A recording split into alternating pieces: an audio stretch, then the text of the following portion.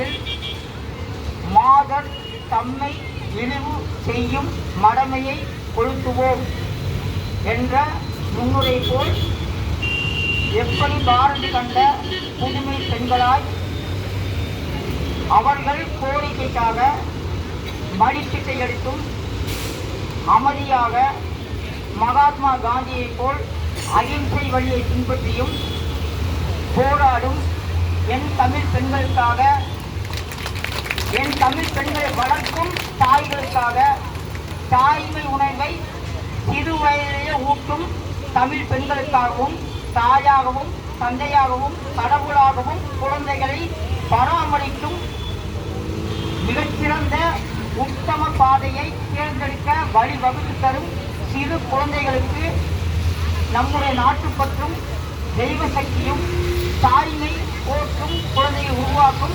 தாய்களை முதற்கண் வணங்குகிறேன்.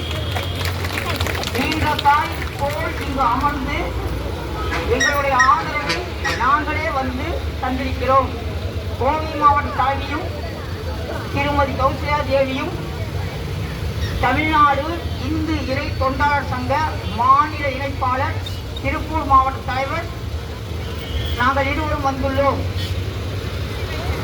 இந்திய திருநாட்டில் தமிழ் பெண்களுக்காக போராடும் உங்கள் அனைவரும் உங்கள் போராட்டம் வெல்ல நாங்கள் மாவட்ட ஆட்சியரிடம் வரும் காலத்தில் மனு அளித்துள்ளோம்.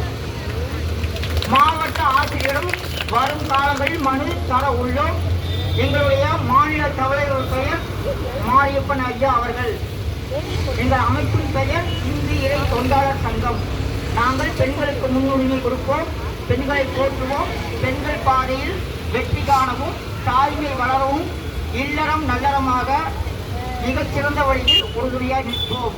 வெல்க பாரதியின் கனவு, வாழட்டும் பாரதியின் புகழ், வளர்க இந்திய திருநாடு.